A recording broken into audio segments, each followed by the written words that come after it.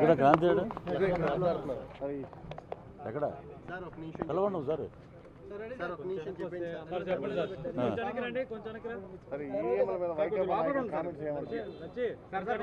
ఏంటది మరి 2019లో కూడా మరి ఈవీఎంలు ట్యాంపరింగ్ అని చెప్పి మేము అనుకోవాలి. అప్పుడు ఏంటంటే నువ్వు ఓడిపోయావు, ఏం చేయాలంటే ప్రజల తీర్పుని స్వాగతించాలి.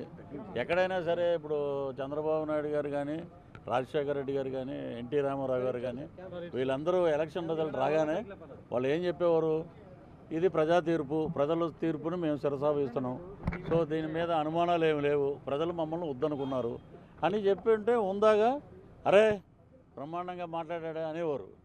ఈవీఎంల ట్యాంపరింగ్ బీహార్ అయిపోయిందంటాడు ఒకడేమో శ్రీలంక అంటాడు, ఒకడేమో మేము మరి మీరు 151 అన్నప్పుడు ప్రజలు ఏం చేశారంటే 151లో 5 క్రెయిన్ పెట్టి లేపేశారు, మధ్యలో 5ని 11 ముంచారు.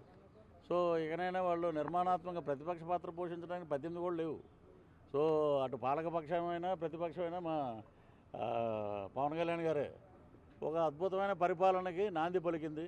అటు కూటమిలో రాష్ట్ర చరిత్రలో కానీ దేశ చరిత్రలో కూడా ఒక ముఖ్యమంత్రి ఫోటో ఉంటుంది పంచాయతీరాజ్ శాఖల్లో కానీ ప్రభుత్వ ఆఫీసుల్లో కానీ. ఈ రోజున ఒక పక్కన చంద్రబాబు నాయుడు గారు సీఎం, ఓ పక్కన పవన్ కళ్యాణ్ గారు డిప్యూటీ సీఎం, 2 ఫోటోలు ప్రతి ఆఫీసుల్లో ఉంటున్నాయి. ఇది ఒక శుభ పరిణామం. రాష్ట్రంలో కార్యకర్తలందరూ బ్రహ్మాండంగా మేము అద్భుతమైన ఏదైతే అనుకున్నామో దానికే మహిళలు అలాగే అన్ని కుల మతాలకు అతీతంగా మేము ఓట్లు ఇచ్చాం, దాని ప్రకారంగా పరిపాలన ఉంటుందని చెప్పి అందరూ ఆనందంలో ఉన్నారు.